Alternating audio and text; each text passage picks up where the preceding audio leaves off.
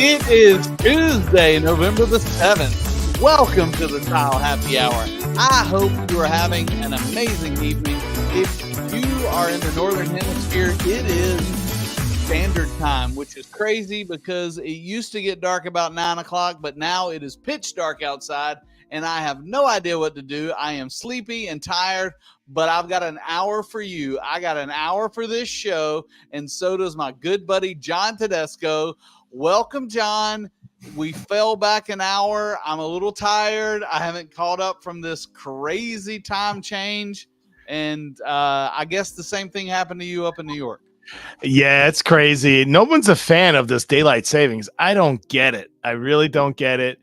I don't either. I like driving to the gym at 6 a.m. and it's pitch dark. It makes me feel like I'm doing something. And this morning, I got up and went to the gym and the sun was coming up and I was like, well, I failed. I've already wasted half a day. You know what? I don't know. Isn't the original purpose of it so kids that are out early can get to school? I have no idea what the purpose of it is. I like the old adage that the farmers had. We get up when the sun comes up and we go to bed when the sun goes down. I don't know if that's saying something about how old I am right now, because when the sun goes down, I do get a little sleepy. Well, but now it goes down at 5:27 p.m. That's pretty bad. Or 4:27. I don't know. It is so bad. Now, I don't know of anyone that's a fan of it. I'm not a fan of it. And it makes you appreciate, the summer, which is great. Yes. But it really, it's kind of like the pendulum swings a little too far. Because think about the summer when it's like, what's the latest it sun sets? Like 8:30, 9 o'clock. I don't know what. Yeah, close to 9 o'clock. I mean, I've been cooking on the grill at 9 o'clock and it's still light outside. And but it's just wrong. I don't know. We don't know anything about the weather and the sun's orbit around the earth and all that other good stuff. But what we do know about is tile. And if you're here, you have stumbled onto the Tile Happy Hour, wherever you're watching, whether it's YouTube, my friends right here on TikTok, I see you. Wiedemeyer, I see Neil. Thanks for joining us. And all those in Twitter world, which is now X and Facebook, wherever the interweb goes, we're there to talk about tile and to have fun. And this is live. So this is your show. And John, I don't know if it's happening where you are, but we talked earlier this week. Today's a voting day, right? Yes, today is a voting day in New York, I think across the country, I guess, right? And I voted this morning and voted on some county legislators and some judges and all that good stuff. So tonight we're revealing who you voted for the last 7 years. Yeah, right. Exactly. Well, I wanted to write in. I was kind of hoping the presidential race was tonight. I was going to write somebody in, but I had to wait another year. So we'll see. We'll get there. I got my little I voted sticker, all that stuff. But it's good. America's great. We got to keep it going, and you got to vote, and you got to get out there and participate. It's true. It really is. You got to participate. And you know what I want to know is I want to know where everyone's watching from. So if you're watching this live, anywhere you're watching from, Facebook, X, LinkedIn, somewhere else, I forget. We want to know where you're watching from. Post it here. Tell us where you're watching from. City, state, country, wherever. And if you're watching this on an encore presentation, a repeat, previously recorded, also let us know. I did get a few questions when we were off the air that I responded directly. So it's been fun. We want to hear from you. Hey, and when you tell us where you're watching from, hey, tell us if you voted today. If you had a vote in your area, I mean, you don't have to tell us who you voted for. Just, hey, I'm participating in this democracy thing. But tonight we're not talking about politics because that's not what we do. That nobody wants to see John and I talk about politics. But we are going to have a little impromptu tile industry vote. And so John and I are going to ask each other questions, and we're going to vote for what maybe a couple of different categories. What we think is best, maybe what we think a client thinks is best, and a couple of those little topics like that. I think our topic of spooky installations went over really well. People kind of like to see that thing, and they like to see stuff messed up. as long as it's not theirs. And Ev- so tonight we're not necessarily carrying that theme on, but we're still talking about, you know, different stuff that could lead to a failure, or maybe best practices. This is true. Well, everyone for some reason likes to watch a train wreck, so I guess that's why. That's why traffic's so bad where you are. Right. Oh my God, traffic's always bad. Yeah, it was. It's always crazy out here. It's literally so. You know, my commute to Manhattan from Long Island, it's 22 miles, and it could take you an hour and a half. Could take you an hour and 15 minutes, hour and 10 minutes when it's good. It's just crazy. And no matter where you go, it's just madness out on the roads. But we're here talking about tile. We love tile. If you have any questions, please let us know. And today is episode 30 something. 30 something. That was a good TV show. Actually, I don't know. I didn't watch it. I was 10 something when that came out, but yeah, 34, episode 34. That's crazy that we've been doing this for more than a year, and I have not run out of things to talk about yet. So that. Wait, how does 34 add up to more than a year? What kind of fuzzy math are you using? Aren't there 52 weeks in a year? I think 52, 53. I don't know. So half of 52 is 26. This is 34. So we've been doing it for more than half a year. Did I say more than a year? You said more than a year, I think. No, I meant more than more than 6 months. I don't know. I can't do math. You're right. You're right. As always. And John, I just want to let you know, we put out the shorts and we chop up all these videos and put them out there just for nuggets of information to go out on the interweb, hopefully to get us some traction, some likes, some subscribes. Just spreading the love. Spreading the love. Well, the ones that I get is when I title them, John had to correct me, or John is mad at me. Those get the most traction, John. Really? So wow. Maybe you should be harder on me, or I don't know. But I mean, we are just pandering for views. Well, let's reveal it. Let's reveal it now. Craig was never a tile installer. He used to work at Best Buy selling Polaroid cameras. Shirt on. Yeah, he's got that's I don't know, subliminally I think that's where I got that from. So I did honestly walk into Best Buy once with khaki pants and a blue shirt, literally not on purpose, and I was getting questions. Got asked probably 10, 15 questions. Did you ever see those flash mobs? That haven't done those in a while. No, I think they went out of style. Kind of like bell bottoms, they're not popular anymore. They should bring them back. Everything's coming back around. I mean, I saw the other day, how do you know if you're a Gen X or Gen Y? And I was floored. And do you know the difference between Gen X and Gen Y? And I'm asking this question for everybody out there. Paul Williams, Josapha, everybody out there that's watching right now. Do you know the difference of how the Gen X and Gen Y wear their socks? So Gen X used to have short socks and Gen Y has long tube socks now. Right. So Gen X still wears the no-shows, right? Right. And Gen Y wears the socks that you and I wore in elementary school. And then there was a point where my kids would make fun of my tube socks. Yes. And then all of a sudden they were wearing, I was like, yeah, you see, but they don't remember when they were making fun of me. They forgot about that. That was a while ago. I couldn't, and I was headed out Sunday morning. I had to play bass Sunday. And I was like, well, I'm going to put on some tube socks. I mean, if you're playing in a band, you need to be cool. So I put on, I had long pants on, so nobody knew. But okay, but you were feeling good about it. I was feeling good. I was like, I am hip. Which the reason saying hip is not hip. Well, there is a saying, if you have to say you're cool, you're not cool. That's what I think. And those that are cooler than I am, I think I had the Riz. Okay. Well, I think I used that correctly. I'll have to text somebody later. Yeah, my daughter would know. But I think I had the Riz on Sunday. Don't embarrass her. Don't tell her you said it online. Hey, the reason I mentioned a flash mob, they did have one where they had like 40 people assemble outside in the parking lot at Best Buy, and everyone had a blue shirt on and khakis, and they all like went into this Best Buy like within a minute or two and just shopping and looking at stuff. And then you see the managers, everyone's looking, and customers are all confused. There's like 50 people in the building. That's with hilarious. Blue shirts. Okay. Those are like harmless, fun things. I don't know. I get a kick Yeah. out of those silly things.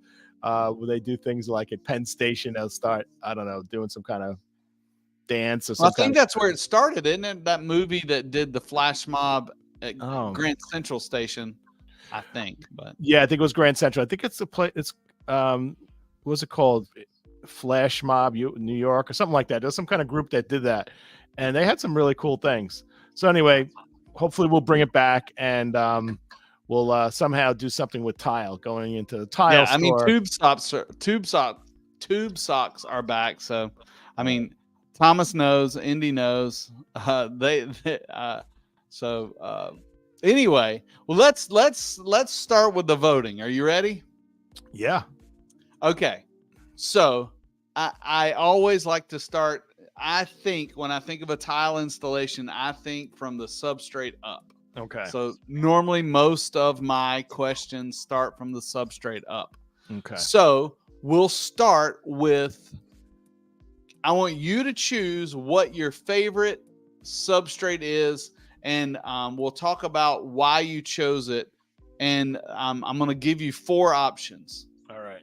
Let's do it. So anybody listening can jump in. I'm trying to extend this out to try to get some comments.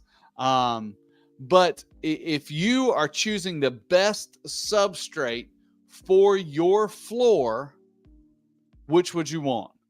And the options are concrete, gypsum, cement board, or foam board. Does it matter if it's a bathroom or, say, a kitchen? No, we're just kind of talking about what would you prefer for your floor overall. Got it. I have my answer.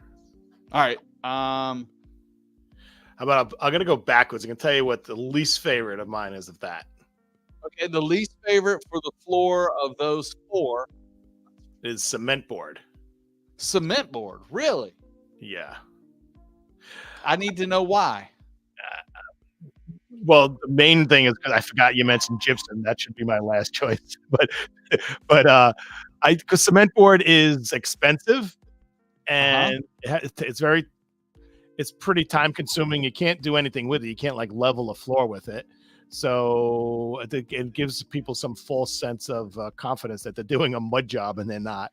I didn't put mud in there. I should have put mud in there. But. Yeah. Well, when you say cement, I guess I'm kind of, as a substrate, how you got that cement, I don't know. But gypsum, I'm thinking of gypsum don't they have those like structural light floors or something where they're kind of like partial? Yeah, that's partial gypcrete and stuff like that, which is probably, I would think, is used very heavily in your area because it's used a lot for multifamily. Because number 1, it's very light, and number 2, has some leveling property. I have a question for you. What'd you call it? I call the structural light. What'd you call it? Gypcrete? Gypcrete is what the brand name is down in this area. Right. That's a lot. What's the what kind of impact does it have on acoustics compared to regular concrete? It's a little better. It is not as, especially with in both types, your impact and your static, which I think is STC and IIC, I believe, are the 2 designations. It's better. I'm not sure what the difference is, what the delta is. But it doesn't have, I guess, it doesn't have like an impact resistance like concrete would, right? If you hit it with a hammer, would it like shatter? Some of it's pretty, I mean, yes, you can destroy it, and if it will demo out easier than concrete. Yes, but in a use, the danger in that, I'll start there, is water. That is where you run into problems. So it has some room for water to get into it. Well, water to get into it, and when water gets into gypsum, what happens? Expands. It expands. Yeah, just like me eating a bunch of sodium. It expands. So I would say that is my least favorite flooring substrate is gypsum. My most favorite the best, in my opinion, is concrete. And if you can get a broom finished concrete floor, that is the number one creme de la creme to get your tile to stick to that. But And I know in TikTok land that they know what I'm talking about. Jim, Joe, and Robert. When does anyone ever like pour concrete to do tile, or is it always like a mud job? I'm a little not clear about that. I mean, down here, now that I work for, I was going to say a global company, which we're pretty global. Yeah. We're on the internet. I have to tell my region because I know different regions do different things, but most commercial buildings here, all floors, when I say all floors, the ground floor all the way up are concrete based. Got it. And very few in the last 10 years are blocking out for mud floors anymore. It just doesn't. Are they able to get it level as they want? Is it harder when you're pouring a floor? No. Okay. No. There's especially since the size of the tiles the way they are now, there's always prep work that goes into it. And that's a big argument. I mean, any GCs out there or finish contractors out there, there is a big delta between what the concrete package has to deliver as a finished product and the starting place for where the finished contractors have to be. I've been singing that song for many years. Hey, listen, somebody needs to bridge this gap. You either got to bridge it with a concrete guy, or you got to pay for a self-leveling with the finished guy. So I'm assuming a tile guy's bidding on a project. He's probably making some assumptions on the level, the how level that floor is, right? And how suitable it is to tile on top of it. And I could imagine some guys showing up at a job and saying, this is not what we bid on. This is not what we were expecting. And now they need to, if it's self-leveling, I mean, that stuff is not cheap, right? No, it is not. That's some high-tech stuff. And extra labor, extra lost time.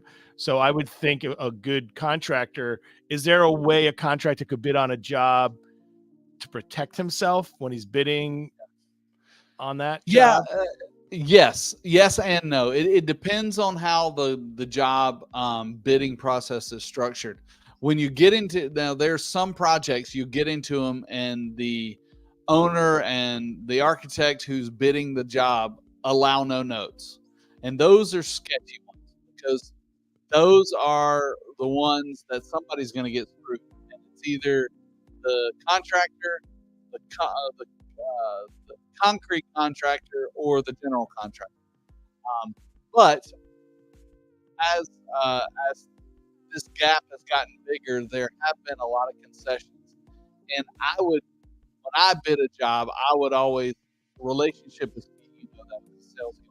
I would always make sure the person that's doing the bid will accept notes and qualifications, and I would always make sure my bid was qualified with and give them, hey, here's my base price, because you want your base price to be as low as possible because you won't get the job if not. Because the other guys are bidding on that. That's the rest. That's what the competition's doing. And then I would qualify, if you need self-leveling, it's going to cost you $125 a bag. Okay. And then that way, you've put it in the mind of the owner and the architect, hey, this is an option. And normally that gets a phone call. Hey, why'd you do that? Well, and then I teach them, hey, there's a difference. And your concrete guy is going to bid the lowest price because of this. And we're going to have to bid this because we want this job. And there's a gap there. And I need you to know that this gap needs to be filled with dollars. So if they allow notes and qualifications and you put that in there and they're either not paying attention or they're just confident that they're going to deliver you such a good substrate that they'll never need to turn to the self-leveling, but it's in there and they don't cross it off. Right. And then the job, 6 months later, you're showing up and the floor looks like hell. And now you need this. And you're like, I told you. Yeah. I told you there was a gap. And it's established what the price is. Okay, that's interesting. I like that. That is that was kind of how you had to do it. And a lot of the good general contractors that I worked with often, Brassfield and Gorey, Shelco, these really professional companies, there's a lot of them out there, would say, hey, what's your best estimate so I can put a dollar amount? And I'll say, what we're doing, my best estimate is we're going to use 150 bags. And that way they can plug a number to carry that through to the owner. So when there is an issue, the owner doesn't say, you didn't tell me about this. Well, we did. We got a qualified answer. If we don't use this whole allowance, we'll give you a discount. Right. And a lot of good contractors will do that. And that is a good way to. And let me just say this to those that are contractors out there. Educate your clients. You'll get more work that way. Even if it's awkward and say, hey, listen, you're going to have to add $50,000 in leveling to this job. If you don't get that job, I guarantee you they're going to add the $50,000 and they're going to say, hey, I remember Mr. Hussein said that I'm going to need it. And let's give him the next job. He knows what he's doing. Yeah. True. Yeah, I would step up your mic just a little. It was fading a little. Okay. Well, let me turn it up. I want to make sure you can hear me. Yeah. Wait. So did we cover the three? We talked about gypsum, concrete, backer board. Was there a foam fourth? board? We didn't really cover, and foam board is one of my favorite new innovative products. But I don't see it on the floor a lot, except in a heated floor application. It's really handy in a heated floor application. It's not necessary, but one of the great things about it, especially in your area where it gets pretty cold, is it adds some insulation. Some insulation plus a heated floor, your house holds more heat and it's more energy efficient. So concrete floor, hydronic tubes, then foam on top of that? No. I'm confused. Maybe, but normally it's concrete floor, foam. Oh, okay. Electric wire. Tile. Do you know the price of electric in New York? Well, from what the studies show, right, you won't have to run your furnace as much if you run a floor heating system. Got it. Especially, but are they using electric heat in big areas? I only thought it was for bathroom floors. I have a guy I worked with. He did floor heating in his entire first floor of his house. Wow. And it was probably almost 2,000 square feet. And then he did all of his bathrooms also. And what he said is during the wintertime, he rarely ran his heat because the heat from that floor was a constant 70 degrees all year round. And that heated up the air above it and the air above it and the air above it. Right. So what is it? Heating elements or wires? I don't understand how that works. Yeah, it's just a heating wire. So it is a wire that runs electricity through it, and the electricity heats up the wire. The wire heats up the thin set and the tile, and it can get your tile. I forget what the max it goes to, maybe 75, 76. Right. But it's great. If you've ever stepped on a non-heated floor from a heated floor or vice versa, it's a world of difference, and it's like you're in a spa.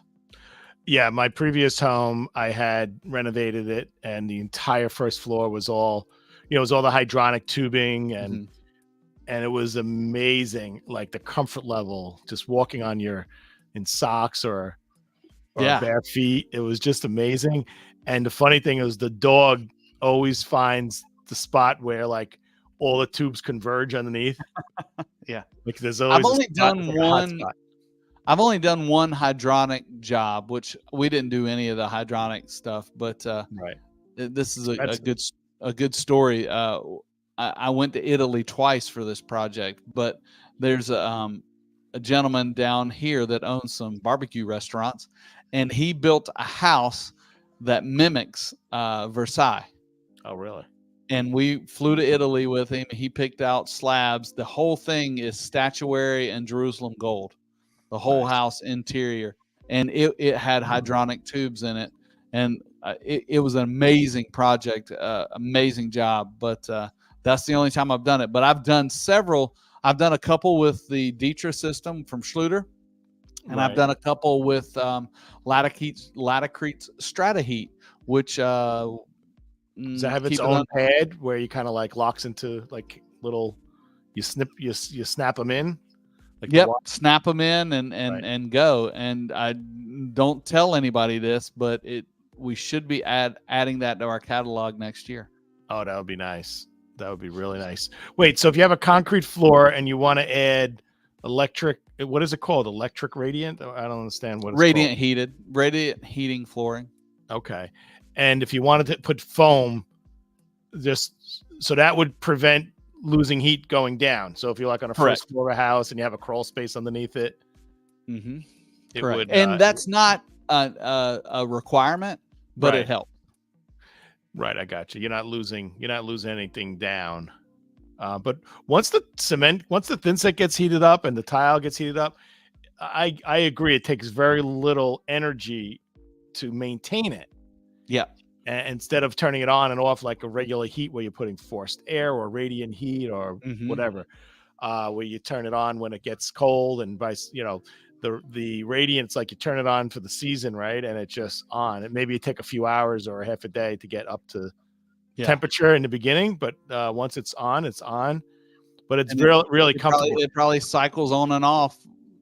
I don't know. I mean, my mom has it. I put it in her master bathroom, and she probably doesn't even realize it. But I guarantee if I turned it off, she would. Yeah, I'm sure. Have you ever done or seen a project where the tub deck is heated? Not the tub deck. I have seen shower seats done heated. Okay. And Yeah, that's well, nice. some tub decks people are using to sit on or whatever. But yeah, like a shower seat, that's cool. Yeah. Yeah, that is cool because I mean, all of us have sat on a shower seat and go, "Ooh, that's chilly." Yeah. All right, so we're saying concrete is the winner. Concrete's my winner. Yes, that's what I prefer. All right, so let's continue the conversation. What do you think about walls? Same options. What do you think? Well, I mean, the big question here is if it's a wet wall or not. If it's not a wet wall, I don't know. I like gypsum. Yeah, gypsum's probably the most used, and I'll just say if money is not an option, I'm going with foam board every time. Cool. You can cut it with a razor knife, like uber easy. And I mean, but what size are the panels? Most of them are 3x5. And are you going straight on the studs with it? Like no sheetrock? Nothing. Straight on the studs. I don't know. I just feel weird that I have this sense that the sheetrock gives some structure. Like it's, I know you could punch your hand through sheetrock, right? Yeah. But I just feel foam has like no. I know it's a rigid foam, but yeah, that stuff's pretty tough actually. Now that I think about it. Yeah, and especially most of them now have waterproofing properties to them, so you don't have to. You're getting a waterproof system, not for free because they're quite a bit more expensive per square foot than gypsum, but the benefits are amazing in my opinion. So if somebody was to rough a bathroom out with wood studs, you're saying come in with no sheetrock. Let's say money isn't an issue. No sheetrock, if it's all tile. Yeah. That's what I did when I redid my kids' bathroom. Took it all out and I went all back with Latacrete's Hydroban board, and it is amazing. Do you need to tape the joints? You don't have to tape the joints, but there's a sealant for the joints, and it's in a caulk tube. So, okay.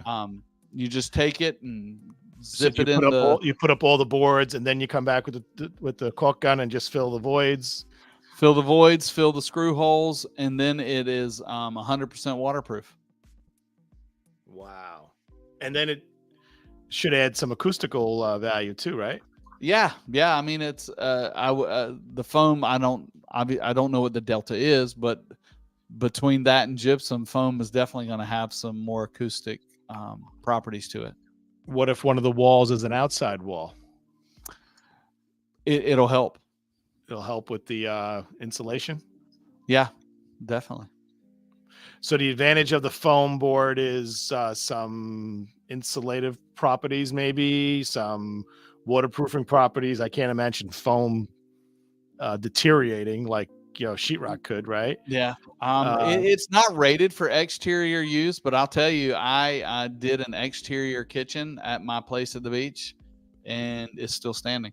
right. It is, and because I kept thinking to myself, what can happen to it? It's foam. Yeah. What could happen to it? And you're properly using the correct amount of bonding agent, right? Thin set. So that's a whole nother barrier. So the moisture is really not even getting to it. But exactly. Wow. What about ease of use versus sheetrock or skills? Oh gosh, it's you got to think of the difference in weight. I think a sheet of sheetrock and cement board weighs probably 30, 40 pounds. I don't know, I'm guessing. But this stuff, I can carry 10 sheets of it in the same effort I can carry one sheet of gypsum board. Okay, but you're never putting, only where you're putting tile. You're not going to paint it or put wallpaper. No, you can't. Yeah, you can't do that. So you gotta. It's only where you put tile. But that's my favorite. And I would say gypsum would be my second favorite if I had to choose, because it's just less expensive, and as long as it's not in a wet area, it is a sufficient tile substrate. It's crazy to think that tile guys used to mud walls. It is. And now, as far as quality goes, mud walls and floors with somebody that knows what they're doing is going to give you the best job, hands down. I mean, if you're building a bomb shelter, yeah. And it will last forever. And the person that demos it later is going to hate you. But hands down, you can get the flattest floor with mud and the flattest walls with mud. And even you want to slope it to a drain. I mean, that's how you got to do it also. And you need the mud caps on top if you're going halfway up, right? And what's interesting is I've seen a lot of demos with mud bathrooms, here on Long Island, New York area, Levitt Homes, whatever, they were doing 5x7 bathroom. Yeah. Mosaic on the floor, 4x4 tile on the wall, 36 to 42 inches up, mud cap on top. I kind of remember seeing them with like a dot method though, like doing the mud and then like putting dots. What are they putting it into the mud wet, or would they put it? Maybe I'm misremembering. I don't know. I mean, I know a lot of times people would install tile in wet mud, and it would really kind of bond everything together. Wow. And I have seen some with the dot method,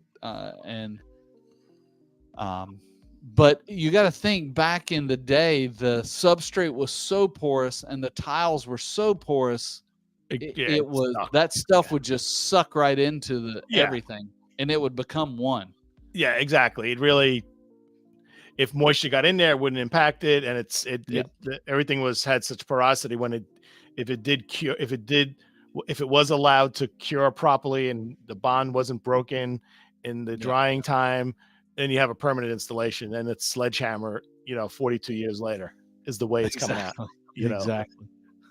So that's a good topic. If you're just joining us on TikTok, I see a bunch of people on there.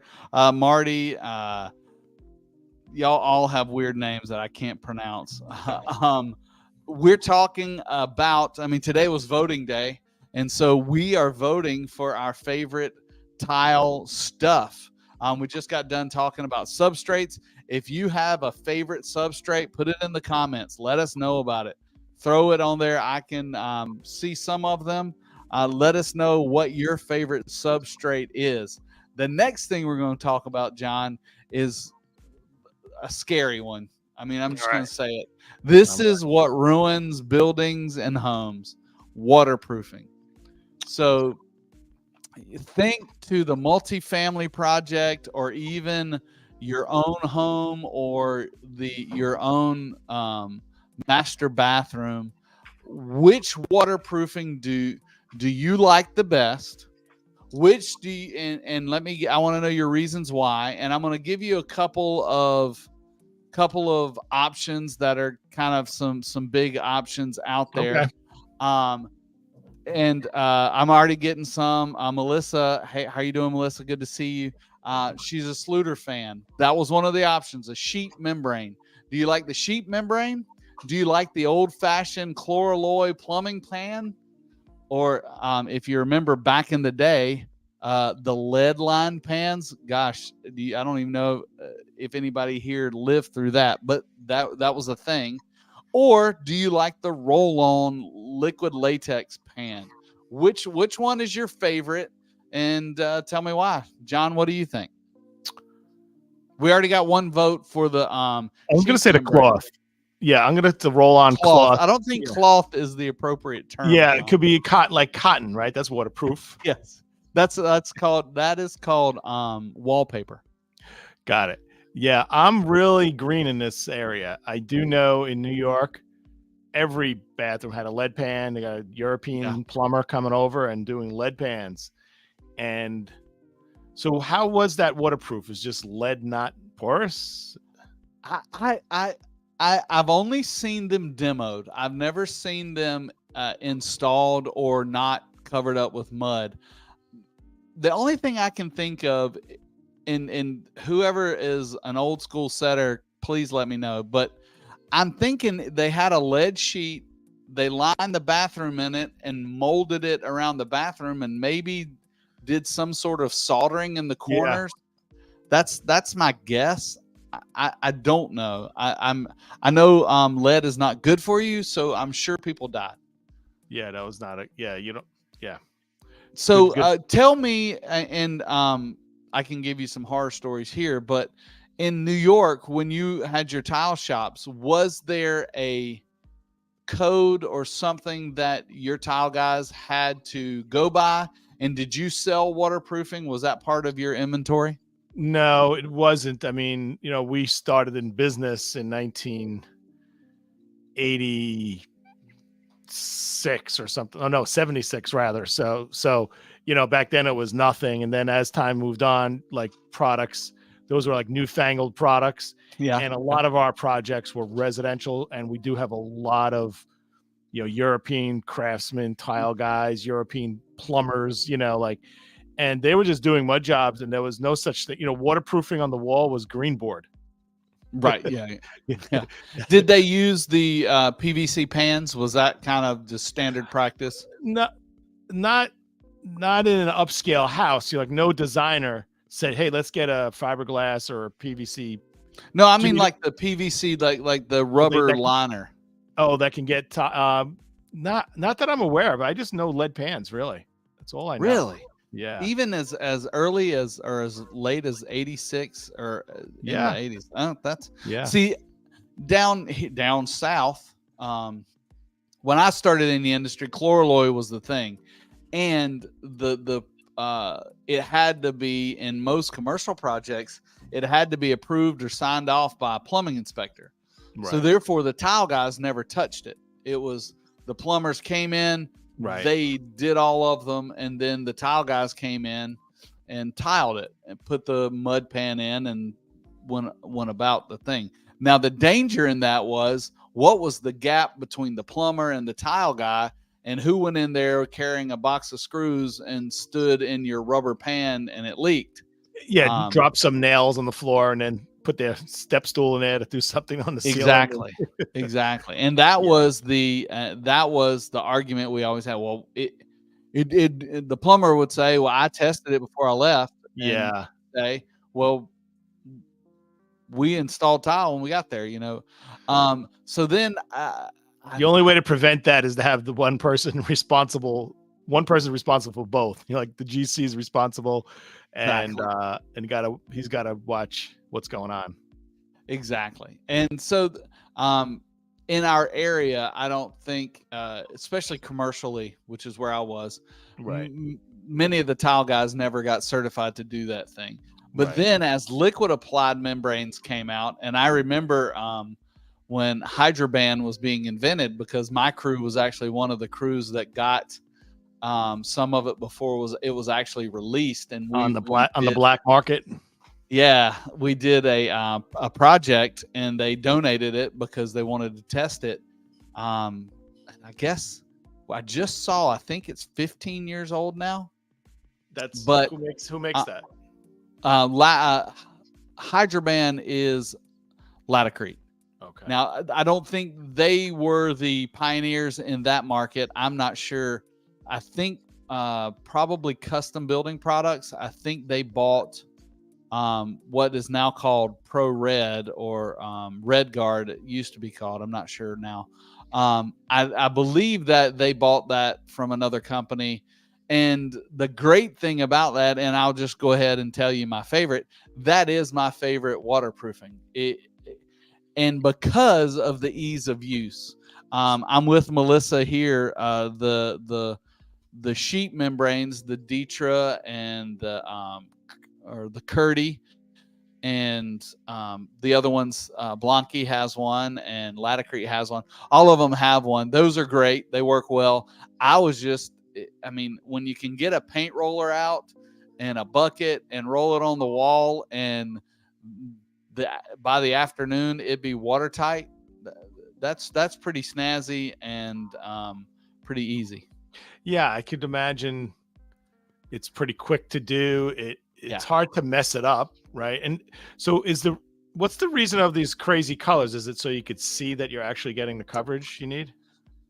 Yeah, that is a good question. It's normally most all of those products, no matter if you use Customs flavor or Tex flavor, all of them come out in a pretty sharp color, and then the colors, as they dry, they change colors. They get deeper, darker, and then you can do your second coat, or you may be done.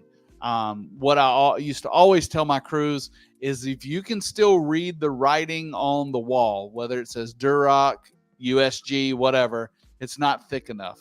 That was the biggest failures were, they would try to make a bucket go for a whole floor of a hospital. Well, let's not do that. Let's do it right.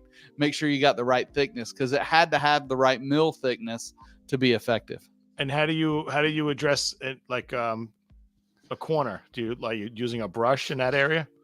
Yeah. And depending on which system you use, they're all a little bit different, but some of these liquid applied membranes require a fabric in the corner, because your corners are the dangerous places, right? Because if your wall board doesn't go all the way down to your floor, there's a gap there. And when there's a gap, you can't just stuff crap in there and expect it to be waterproof. Right. So there's procedures like to do nylon tape of some sort. Well, first of all, you have to pack that with something hard, whether it's depending on how big the gap is. You may need a skim patch that to make sure it's flat, and then you can do a good 90-degree angle. And if you can just go over it with your liquid applied membrane, or if it requires a fabric, then you have fabric half on the floor, half on the wall, and that makes that transition. But those are your weak points, is all of the in corners, out corners, and floor to wall transitions, and the devilish curb. And I would imagine I've never actually been on a job where I've actually been there when it was completely ready to tile and was able to touch it. Does it add some like texture? Is there some benefits to it? No, not. It actually is. It decreases the bond strength of the thin set and the tile, frankly. Okay. But it's still strong enough. Nothing's going to fall off. But by adding that extra layer in there, and all it is a chemical bond, so it blocks the mechanical bond of the thin set. So really, you're just relying on the chemical bond now. But the chemical bond is strong enough that it still passes all of the ANSI tests and all that sort of good jazz. So tell me, so you said LAM, was it liquid applied membrane? Is that the term for it? I've never heard that acronym, but liquid applied membrane, yes. I don't know that anybody's ever called it LAM. I just coined that here. If you want to patent that, I'd say That's Yes. open because nobody uses that. So let's talk about lamb for a moment, Craig. So with lamb, what is the viscosity of it? No, really, is it what is it, like paint? Is it? It is. It's unique. It is kind of like. Do you know what lard is? Yeah. Have you ever? We don't cook with it up here like you guys do for breakfast. Well, lunch, that's and why dinner. I was asking. If I've you've heard ever about it. stuck your spatula in some lard, Okay. that's kind of what it's like. It doesn't run, it plops. I don't know how else to say it. But If somebody else has a better to roll, but still soft enough to roll, which put a little pressure into it. yeah, still soft enough to roll. And a little note for the tile version Trivial Pursuit, if we ever get that patented out, you can use it on gypsum flooring to make gypsum flooring waterproof. What you have to do, though, you have to dilute it 5-to-1. Once you dilute it 5-to-1, it'll soak into the gypsum and actually make that gypsum waterproof. If you didn't do that, it would be more topical and could delaminate, or like what would happen if you didn't dilute it? If you didn't do it, it could. It wouldn't work. It wouldn't be warranted or work. I like that technical answer. That technical answer is, I don't suggest it, and it wouldn't work. Follow all directions. Now, if you have some leftover of this liquid applied membrane in a bucket, does it dry up if you let it have? It's got a little bit of. You can reshelve it for a little bit, but once the bucket is open and air is to it, it's not going to last more than a week. Got it. And don't pour. But I think the shelf life of it unopened. The shelf life of it unopened, I think, is 18 months. What was that? I said, don't pour the leftovers down the toilet if you have. Oh Lord, no. Yeah, no. Don't do that. Don't do that. But I tell you, I did, and I've got samples all around my office here. But I've done all sorts of tests with it, and it works. I mean, it's. So what's the reason not to do it? It works well. Just for the cost. The cost is not cheap. I mean, it's more expensive than a chloralloy membrane. It's probably similar in cost to a sheet membrane from Weedy or Curdy or something like that. Right. But the liquid applied membrane that you buy in a bucket from Laticrete, for example, is the same face of the Laticrete foam board. So what they've done is they've infused that material onto that foam board, and that's what makes the foam board waterproof. Wow, that's pretty wild. It's crazy. That is really cool. All right, I'm sold on it. I like it. Well, good. So that was another one. You want to do another voting thing, or you want to what else we got on? Yeah, well, actually, I want to know if we haven't done our national day in a while. I want to ask you. Okay. Yeah. So today is national. One of these is not true. So there's two truths and a lie here. So today is National Portobello Mushroom Day, or Bittersweet Chocolate Day, or Merlot Day. Okay. Which one of these is wrong? So two true. Okay, so John, today every day is a national day of something, right? That's true. So John likes to try to ask me these random questions because he knows I barely know what the real day is, which it is November 7th. So let's see, my two truths and a lie, because not only do we have the days overlap, can we come up with just 365 days? We have to have more. So Portobello Mushroom Day, which is my favorite mushroom, Bittersweet Chocolate Day, and Merlot. How do you get a bittersweet chocolate? I always thought chocolate was sweet. No, actually, chocolate's bitter. And if you're going to cook, when you're baking, you're using bittersweet chocolate, and it's bitter. It actually doesn't taste good at all. If you get like a cocoa that doesn't have sugar in it, it's actually bitter. Okay. Well, since I think that's a bunch of hooey, I'm going with it is not bittersweet chocolate day. All right, so you're wrong. Always wrong, John. You are wrong. We do have a cooking note from Melissa on TikTok. She says bittersweet chocolate is the best for cookies. For cookies, okay, because you're adding, I guess, sugar or whatever if you want afterwards. I would say if you didn't have sugar in your cookies, you got a bigger issue. It's called bread. It's called bread. Now, I think Merlot is best for cookies. Now, it doesn't have to go in the cookies. It can just go in your glass. Well, the thing is this. I shortened it a little. And you can't use this as an excuse of why you got it wrong. Because today is National Bittersweet Chocolate with Almonds Day. I thought that was way too long to put in there. But it's actually Bittersweet Chocolate with Almonds Day. And it is also Merlot Day. So it is not Portobello Mushroom Day. It's not Portobello Mushroom Day. Well, I bet, and I'm sure we can Google this or AI this, I bet there are 14 different chocolate days. Bittersweet chocolate with almond day. I bet there's chocolate and caramel day. I bet chocolate has several days. And rightly so. It deserves a place. You think so? Okay. Yeah. Well, let's get back to tile stuff. Well, what we do without chocolate and wine? Time again. Yeah, I know. All right, so I have let's see. I have 2 left on my thing.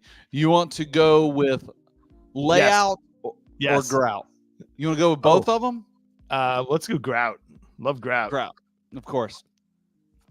So grout, and I put it on the screen for you. What is the best grout for your application? Let's just say you can use whatever context you want. Is it whatever you sold the most of in your 1,700-year career having a tile shop? Or is it what you would choose for your bathroom? What is your best? And you have 3 choices. The cheapest grout, the high-test cement grout, or cement. In New York, cement grout or epoxy grout. What is your favorite to choose?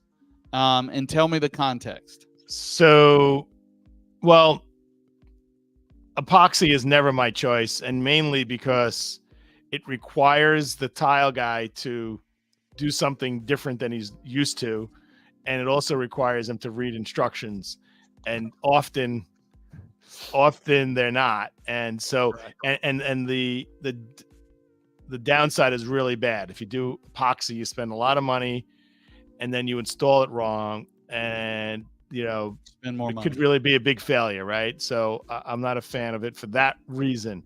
High test cement, I'm assuming that's like Latacrete Permacolor, like a cement grout that has some funky ingredients and some I like that. That's my number one. The cheapest grout, just regular cement grout. You got shading issues, right? You got to worry about sanded and non-sanded. I like the high test cement. That's my vote. All right. So the average DIYer that comes into your tile shop, what are they? Oh, cheapest grout. The cheapest. Yeah.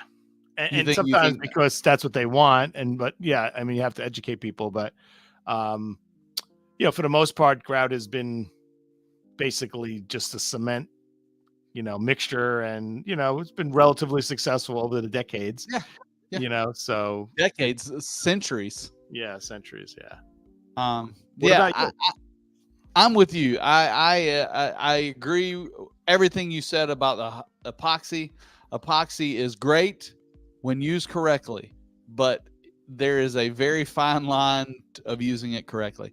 And the benefits that you get from epoxy over the high performance grout are not enough for that risk, in my opinion.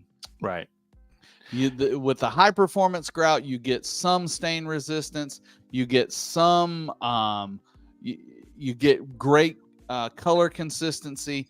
Those things are all there.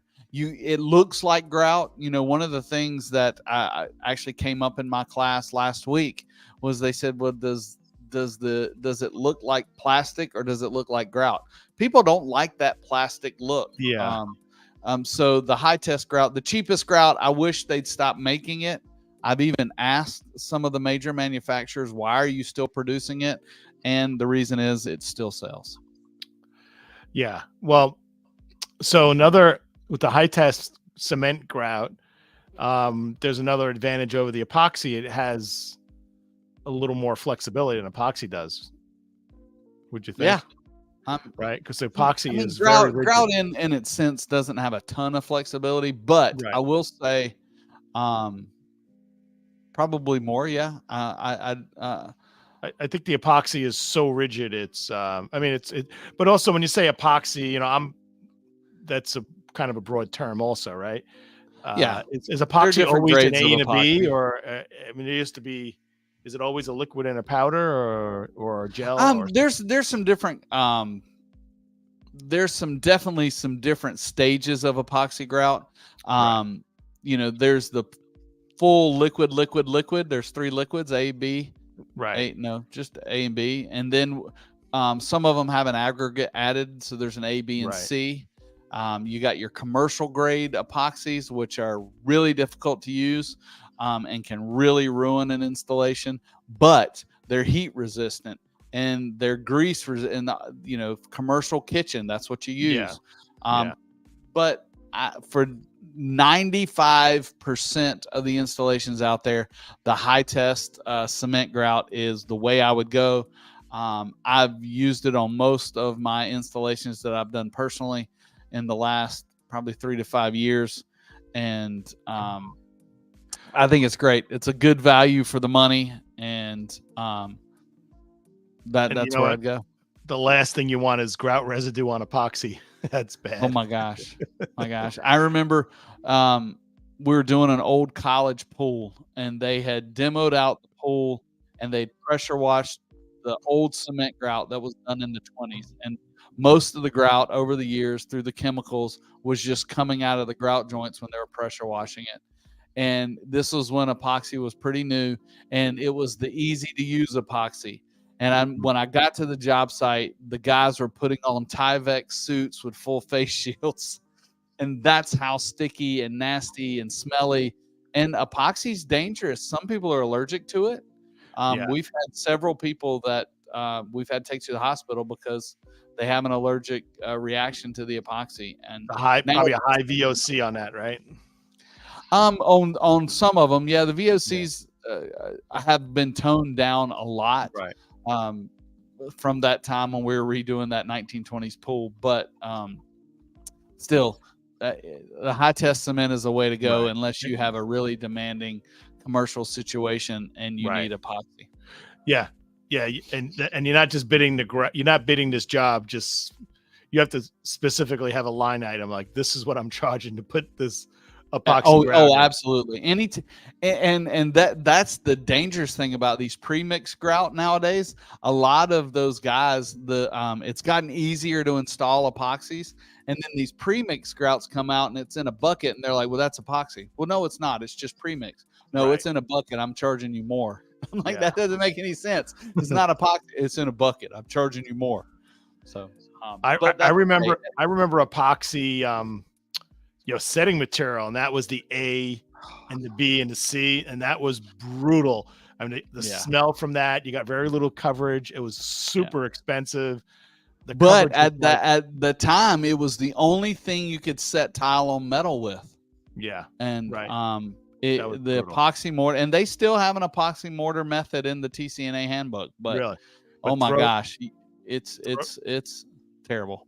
Throw your clothes out and throw your tools out. Oh yeah, get rid of your tools. You want new tools? Get an epoxy job. You need a new van after that. Exactly. Well, this has been a great voting day. All you folks, it is now 9 p.m. And the polls are closed. The polls are closed. And the winner, Craig, is you, our audience. That's right. So we're really happy you joined us on our happy hour. We do this every Tuesday at 8 p.m. Eastern time, and we're really excited to have you as part of our audience. If you like what you see, let us know. If you don't like what you see, let Craig know, and share us, save it, follow us on all our sites, and we just want to do the right thing for the industry. We love the industry. We love the people in the industry, and we're here to make it. We're here to talk about it. And if you're into tile, stone, marble, glass, LVT, whatever it may be, you're one of us, and join us every Tuesday here at 8:00. So this is John Tedisco. I'd like to wish everybody peace, health, and happiness. I'm going to reiterate everything John just said. And I'm also going to tell my TikTok followers, thanks for joining in and jumping in. If you see the tile channel in the chat, that's John's channel. I want you to go and friend John right now and tell John, or so that John can be on the broadcast with us. Because right now you only looking at me, but you can hear him, hopefully. But thanks everybody for being a part of the Tile Happy Hour. It is voting day. We voted on some things that we like. I hope you got a chance to put your comments in. If you're watching on a playback, please like, subscribe, all those cool things. But don't forget, as we go through the world, be kind to everybody, and let's keep learning together and tile the world.